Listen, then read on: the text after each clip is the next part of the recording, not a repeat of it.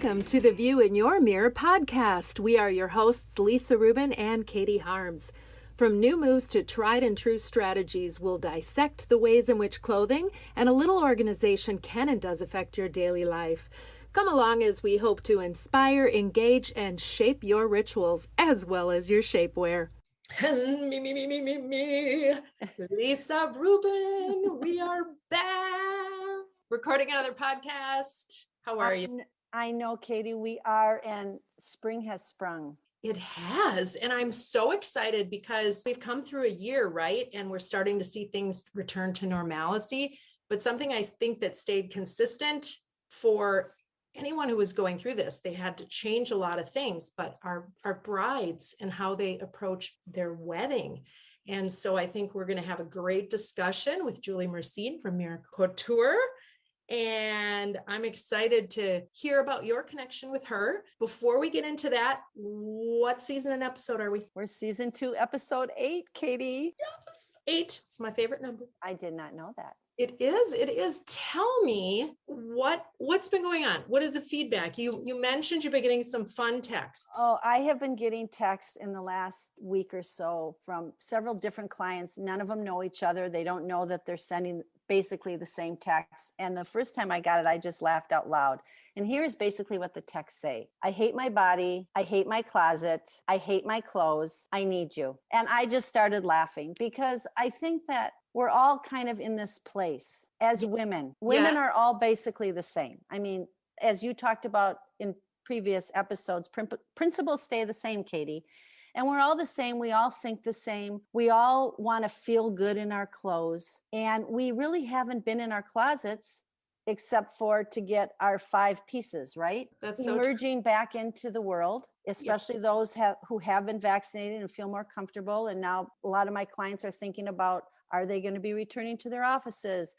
Some of my clients are traveling again. Right. And if they're thinking about, are they going to be returning to their offices on the flip side of it? If not, okay, now it's time because I've been temporarily working from home in this new space that I've maybe created. Do I really need to look at reorganizing some of my home spaces to function better for multiple people using it, or so that I can really have a space that works particularly for my home office? You know, there's a lot of things going on there. I'm seeing a lot in the advertising world where home offices are being talked about more, or retrofitting, where you didn't see that as much. So the master bedroom closet maybe isn't the focus, but the whole space of how you're living in it really becomes the focus. You're so right. Spring blooms eternal, right? And when it is springtime, and whenever people are listening to the podcast, they'll know that we were recording this in the spring in Minnesota, and green grass is coming up, and there's this feeling of hope, and then it's mixed with that feeling of dread. Oh my God, I haven't looked at my closet. I haven't really thought about this for so long. What am I going to do? So I love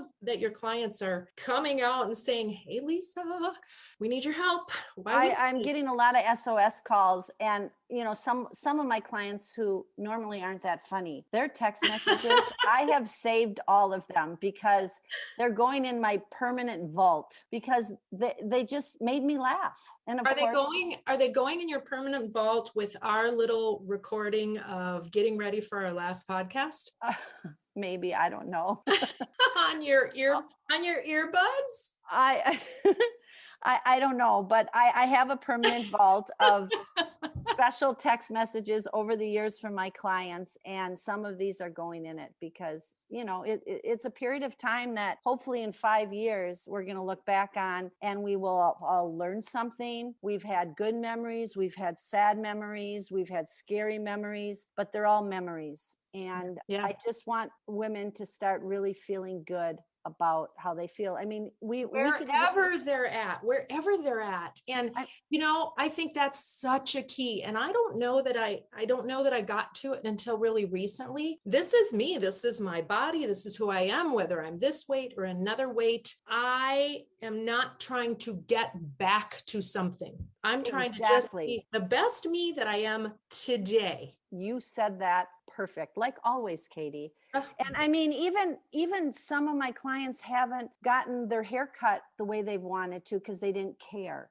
Even their nails done, just little things, getting waxed. I mean, I had a client the other day that said, "Oh my God, Lisa, I think I want to get a facial. I want to get waxed. I want to get my nails done. I haven't done that in 1 year." Yeah. So And it's you just think little about, things. It's little right. things. Right. And you think of the flip side of that too, is these industries that have suffered, and our friends in these industries that have kind of kept us going and that have been our little simple pleasures throughout the years are really looking forward to having us back. If they've Yes. survived this, we certainly hope that they have. And there's been a lot of, we've talked about it before, good things that have come out of COVID, and many, many, many awful things. You talked about earlier, all the things that have gone on in our lives, but we really hope we're all emerging in springtime with a fresh outlook, holding on to the lessons that we needed to learn, and Being grateful. Yes, yes, That's yes. a big word. You hear it a lot, but it's still a very important word. Let's all Yes. know that we need to be grateful. Wonderful, wonderful sentiment. Now let's welcome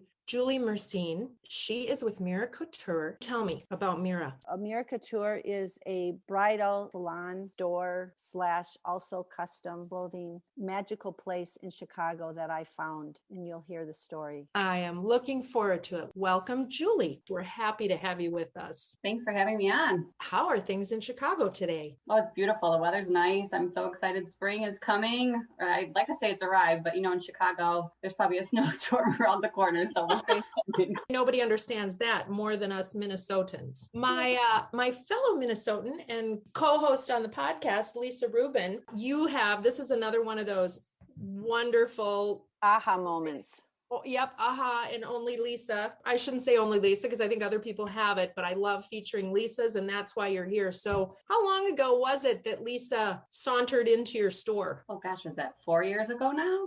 3 years, Lisa? Three years ago. Exactly 3 years ago, actually, now that I think about it. Oh gosh, wonderful. That was a story in itself. Okay, so start me out with it. I know I've heard Lisa's version of it. So we know that Lisa does quite a bit of business in the Chicago area, and she came into your store because take it from there. Lisa's daughter was getting married, and we were in a smaller space. We've moved since, but we were in a smaller space, and I was sitting at our design table working with one of our clients for a custom piece. And across the table from me, Lisa was sitting, and her daughter was coming in and out of the fitting room with one of our consultants and trying on different wedding gowns. And I just could overhear Lisa saying, no, that's not it. Or no, that's not the fabric. Absolutely not. And they just kept coming in and out. And of course I was listening and, paying attention and thinking, like what's happening across the table here? This sounds like trouble. And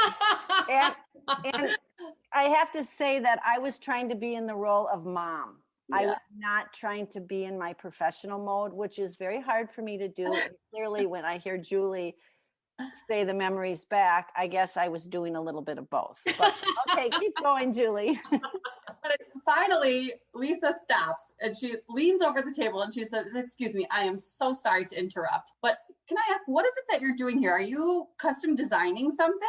And the client I was working with, she's awesome. I love her to death, and I'll never forget who it was. But she said, "Yes, they do custom design here, and they do amazing work." And then Lisa and my client started talking, and Lisa said, "Okay, this is what we need to do. This is what we should be doing. We need to work with the custom design department and design something amazing for you." So then we switched gears, and Lisa still hadn't told me what she does for a living. And she kept saying like, "Oh, just wait till you find out. Like, this is going to be amazing." But so then we are talking Then about. Shelby walked out having no idea about this conversation. And I said, "Honey, what do you think about custom designing a dress? I know exactly what you want." So I started talking with the consultant, and we got an idea of what it was that she was looking for. So I went in the back room and pulled a lace. I said, "I think this will be what you're looking for." And immediately it was like, boom, they were in love. And Shelby started crying, and it was just like she knew that's what she wanted. So. Okay, now I need to stop you right here because I was so dumbfounded and shocked and happy at the same time because you were listening and you picked up on everything. And in 5 minutes, you had drawn exactly what I told you she wanted. And you went and found one piece of lace,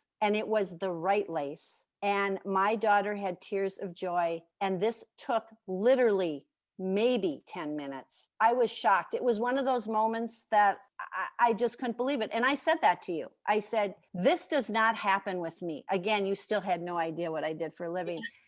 And we were in and out of there. You took my daughter's measurements, and in a half an hour, we were done. Yeah. We were done. You know, there's having gone through that experience of the wedding dress shopping with two daughters, and it's different for everyone, but there are some elements that are the same when you know, Mm-hmm. and however that comes about. But what's really interesting to me is, first of all, Lisa, surprising that your daughter had some very particular thoughts on what she wanted to have for her wedding dress, and not surprising that you were able to tie that all together, because while what we do is not who we are, it's sewn into the fibers of your being. So I love that connection. So now from there, and we're going to get back to talking about different brides, how did you get to the point of working together on other pieces that you do? How did Lisa finally tell you, Julie, what she did? Well, I think it was the back room, because we were, you were. No, first it was the table of the silk chamoose wraps. Cashminas. Yes. That's right. Yeah, when I took you in the back room, was like, okay, this needs to happen. This something needs to happen from here, right? Yeah. Well, first it was the pashminas, and then I told you what I did, and I said, "Can you make these for my clients?" And you're like, "Yeah, no problem." And it was just as simple as that. And then you said, "Let me take you in the back room and let me show you what we do here." And it was, as I say, orgasmic and magical at the same time. I was having a moment. Because the way that they operate, I mean, it's like taking people who've made a career out of being dressmakers. Is that the right terminology now? I'm not sure. Yeah. And then combining it with New World and young brides. Well, And maybe we should explain the business. So we operate like a regular bridal business where we carry designer dresses. So we carry different lines from different bridal designers. Brides come, try them on, and then they order a dress for themselves. So that is a big part of our business. But we also have a huge team of in-house dressmakers. And I'd say a huge team is, like 10 dressmakers, 10 to 12, depending on season, that does the alterations for the brides. But then they also do the custom clothing for bridal, but we do women's wear in general. So we do women's wear from scratch. So that is what makes it a unique bridal business, because most bridal stores carry dresses, sell them to brides. Some do in-house alterations, some don't. But it's like the combination of the custom design, the in-house dressmakers, that is what makes it really unique. And that's why Lisa's like, I've never seen it. Has this always been your model, Julie? Have you had this idea? Did you go to fashion design school? I've asked 6 questions in a short amount of time, but let's talk about how you started. So Mira Couture, the business, started in 1970. So obviously I didn't start it, but Mira Horshowski was the founder of Mira Couture, and she started it out in Glenview. So it was a custom clothing, custom business from the start. And then it expanded. She ended up moving the business downtown to the city. And then, and I think it was like in the 80s, she added the bridal designer component. So she always did custom bridal, custom women's wear, but she started to carry other designers to supplement the business. And then that's how it became this like dual business. And when did you come on board? So I joined Mira in 2011. I went to school for fashion design at the School of Art Institute of Chicago, and always liked formal wear and evening wear, and I liked bridal. So I thought, that was going to kind of be my area of specialty. When I graduated from school, I started at a bridal store in Michigan. My family was out in Michigan at the time. And so I was going to do my own business. I was going to do my own custom clothing business. And I was actually writing my business plan and researching competition when I came across Mira Couture. And I thought, how did I not know about this business? It's like everything I would want and more. And, I was new Chicago designers and things, but for some reason didn't know about Mira Couture. So I thought, well, I could, maybe work for her and get some experience and then do my own business. And then I would really know what I wanted to do. So I'll never forget when I walked into the store, I could hear Mira screaming in the background. And I thought, oh my gosh, like she must be like a scary person to work for. Maybe she's like Devil Wears Prada, like I thought. And then I interviewed with Mira, and she seemed amazing and lovely. And I was like, oh, this would be a dream job. And her manager was leaving at the time. So Mira hired me on as her manager. And it was just the two of us in the front. I still can't believe now looking back that it was just Mira and I, and we did everything. Mira worked with brides. I mean, she's amazing, but it was just the two of us in the beginning. Then we hired an intern on, and it grew from there. But Mira is not at all Devil Wears Prada. And the seamstresses were probably doing something that deserved a good yelling, because I mean, it's not her personality. And I still laugh about, like, I would think one day I'm going to see the real Mira, she's going to show her teeth or something, but that's not the case. So I joined Mira in 2011. And then in 2014, I bought the business from Mira, and we just kind of flip-flopped roles. And I love Mira to death. We're very close. We have a great relationship, and days when she's not here, I'm like, man, Mira, I really missed you. And days when she comes to the store and I'm not here, she's like, Julie, where were you? I needed to have you there. So we love each other very much. And I was able to see Mira because she was still very much in the store when we were there for Shelby. And then Julie ended up doing my dress for my daughter's wedding. And that was, of course, I had something in mind, very specific. Oh, what a shocker. And it was like, I didn't even have to say anything. I was like telling her what I wanted. And then it was like she would do better than I even tried to tell her. I had one fitting. That's it. Lisa, can't we do it faster? Can't we do it in one fitting? I did. I had one fitting.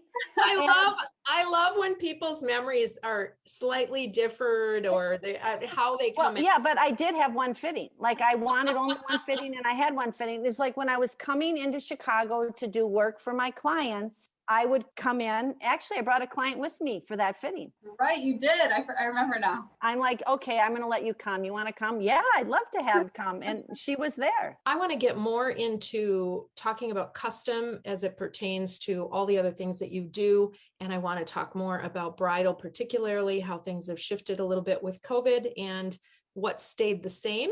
But first, we're going to take a short break and thank our sponsor, Rustica Bakery, who we know and love. And we will be right back with more from Julie Mersine of Mira Couture. On the View in Your Mirror podcast, we love sharing our personal favorites. Rustica Bakery is high on that list, and we know you're going to agree.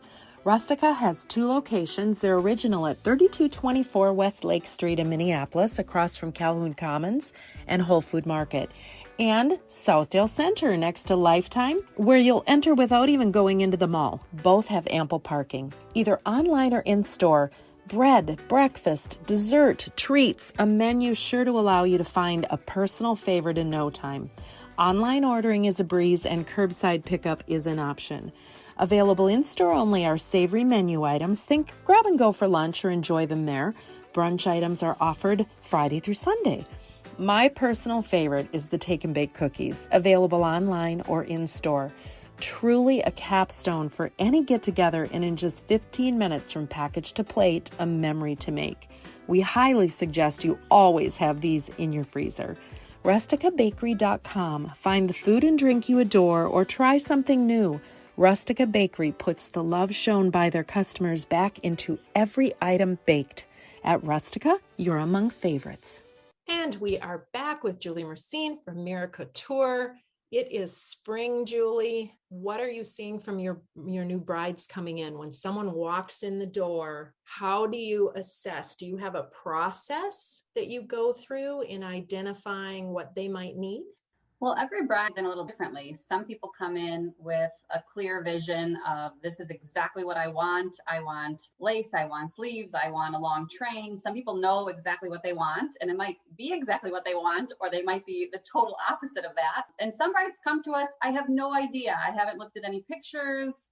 I haven't even given it any thought. Believe it or not, there are brides out there that don't have a whole Pinterest board of what they're looking for. So we kind of go based on where each bride's at and what they're thinking, what they're feeling, and then we go from there. And some people are right on about what it is that they thought they wanted, and some people thought they wanted lace and they want clean and simple. So the best way is to look at dresses, try some things on and see what you like, what you don't like, and go from there. So every bride is different. Every process is different. And there are so many different types of weddings now. Not everybody's getting married in a banquet hall and, having a 250 person wedding. You have small destination weddings, you have court weddings, you have, there's a whole range of different kinds of weddings too. So it's nice, it's fun to see all the different types of brides there are and different types of looks, and personalities are different. Just in fashion, some people like beaded head to toe, ball gown, over the top dramatic, and some people want something so clean, simple,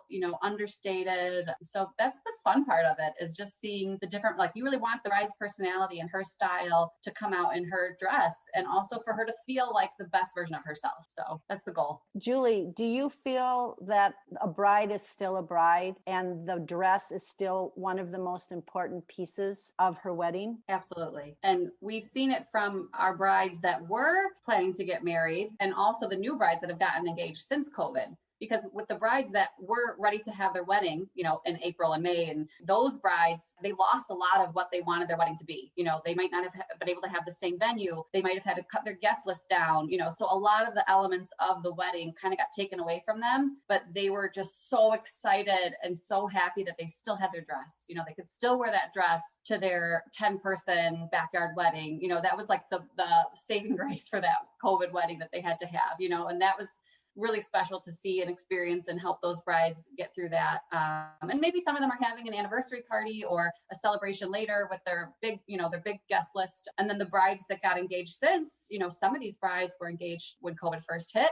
And so they're planning a COVID friendly wedding with a smaller wedding party or a venue that maybe will have more flexibility. I mean, it's so crazy to think about all the thought that goes into planning a COVID wedding, and, what kind of restrictions could you potentially be dealing with the changing of COVID and numbers and restrictions. So it's all so crazy, but the dress is so important. The dress has always been really important. And sometimes I think the dress is even more important because they can do whatever they want. They can have an amazing dress, even if it's a smaller wedding, and they can go more over the top with their dress, or they can spend more on their dress because they're not spending as much on the wedding. You don't have a big expense of the venue, and all of these expenses might be a little bit less for a smaller wedding. So then they can splurge on flowers and their dress, and we kind of see everything. But that's a trend we're definitely seeing, is the dress has become more important.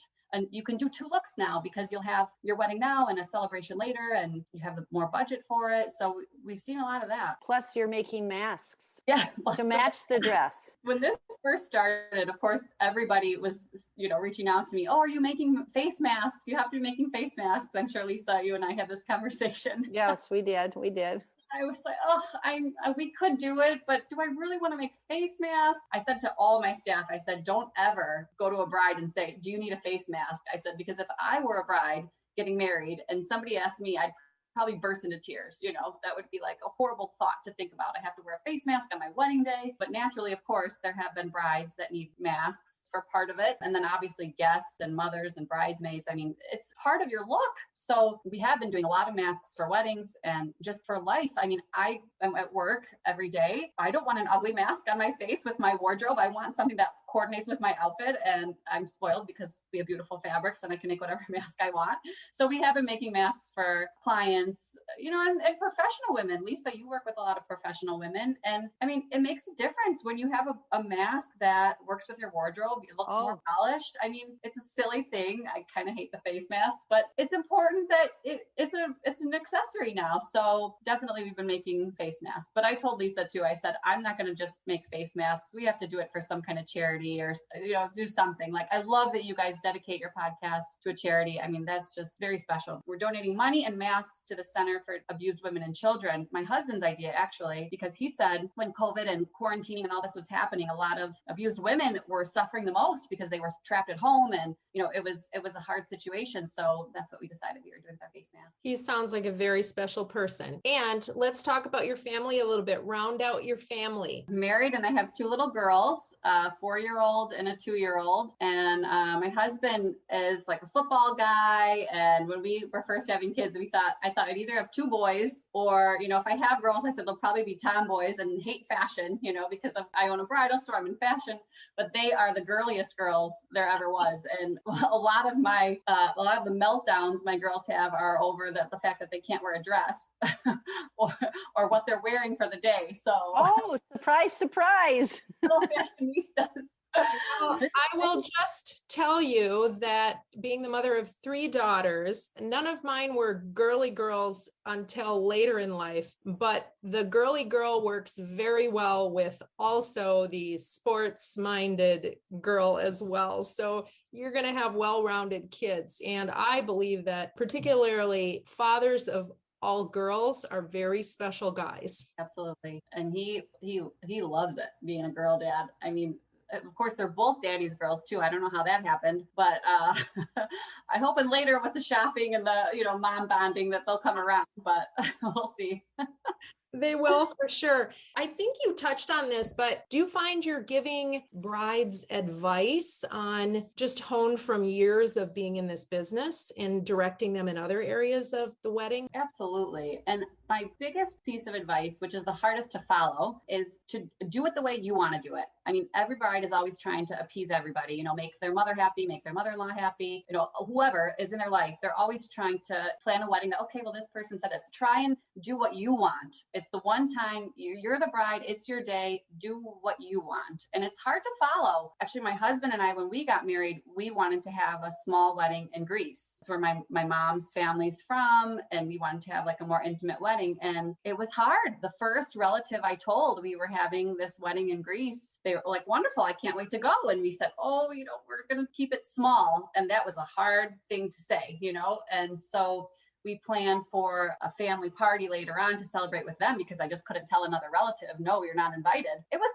tough. And I can see how as a bride, you want to make everybody happy, but in the end it's your wedding, and everybody just wants the bride to be happy. And I think the best weddings are when the bride and groom do what they want and it's more personal and you can see a reflection of who they are in their wedding because it's what they wanted. So that's the first advice I definitely give to every bride. And it's hard to follow, but it's nice for someone to be their cheerleader and say, yes, you go for you, I mean, Lisa, when Shelby was doing fittings and things, there were some things that came up about the fit of the dress or, the detail in the back. There were things where we would go back and forth. And in the end, it's like, well, Shelby, what do you want? What is it that feels best on you? You're the one wearing the dress, right? Yeah, absolutely. You're absolutely right. And it was hard for me because of course I had my opinions, but I agree with you. And I think that's a very good piece of advice to give brides, especially when they're starting out on their journey. And it's hard because some people have a really powerful personality and they can fight for themselves, but we have brides that are,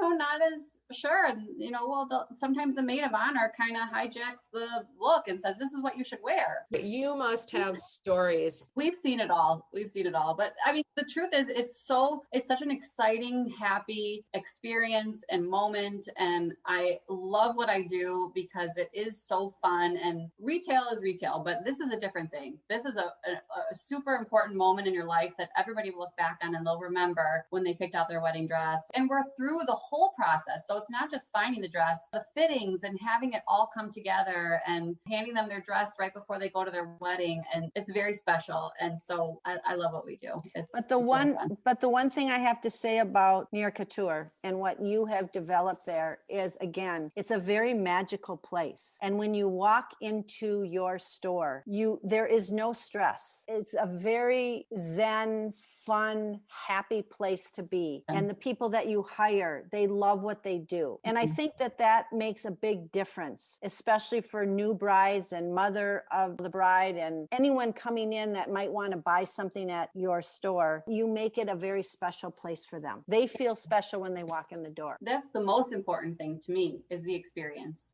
That's what I tell all my team. I mean, it is all about the experience and having a positive experience. And not everybody comes wedding gown shopping or mother of the bride and groom shopping excited and feeling good about it. Women are so hard on themselves. I'm sure you know this, Lisa, about their bodies. And everybody feels oh, my arms, I hate my arms, or I've got my stomach, I've got all these issues that I'm really worried I'm going to look good in a wedding dress, or I'm going to fit into a wedding dress. Or their boobs.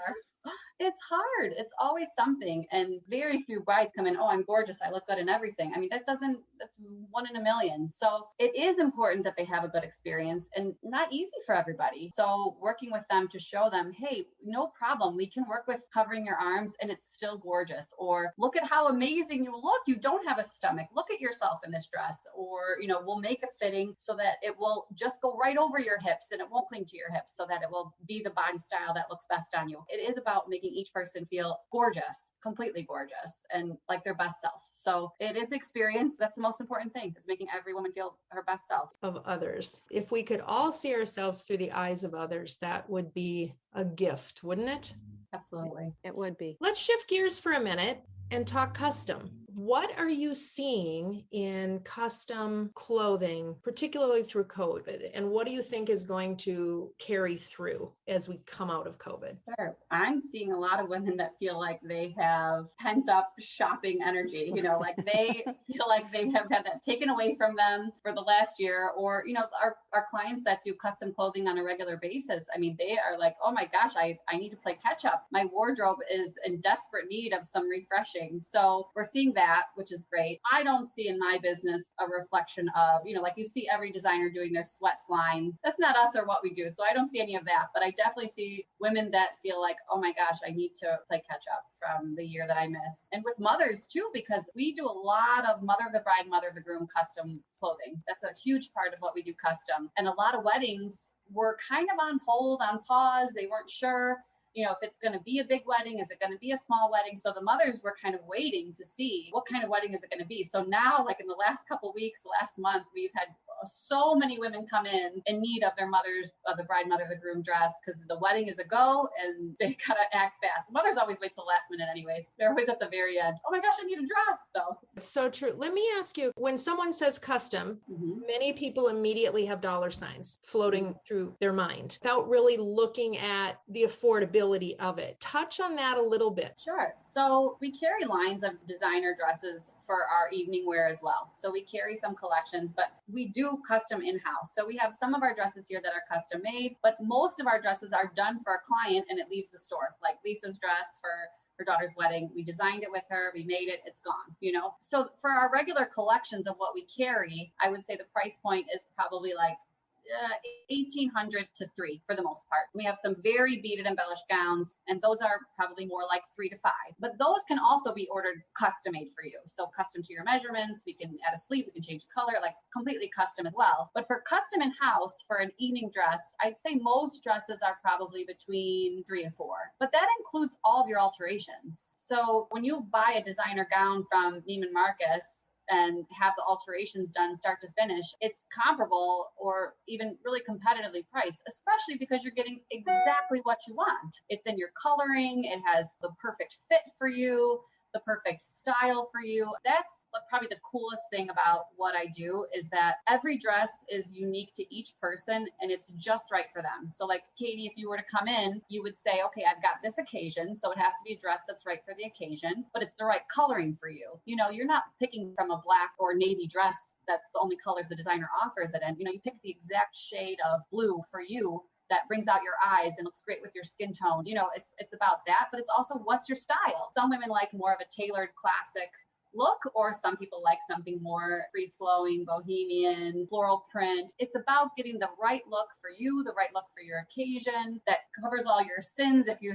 feel like you have those, or highlights your, it's about what's right for you. And every woman has those things that are your blind spots, Lisa, your beauty blind spots. Yes. It's the perfect dress for you. So in my eyes, it's a huge value. I think a lot of women think it's out of their budget until they really look at, well, it includes the alterations and it's everything I want. Why would I mess around with buying this designer dress from someone else that I'd have to alter and customize and add the sleeve because I want to cover my arms? In the end, it's worth it for sure. This is why I have used Julie so many times for clients for many different categories, right? Business, evening, social events, and you get to have a dress that fits you perfectly. It is not off the rack. And then one other thing is that you can make adjustments on that dress over time so that you're not having to buy another dress. It's definitely, in my opinion, a good value when you look at it as a whole. And custom, you don't have to worry about showing up to your meeting or With your someone else wearing it. wedding with the same dress or the same suit. That's a good peace of mind too, because that has happened. Sometimes you buy the same dress from a store, someone else buys the dress, and that's like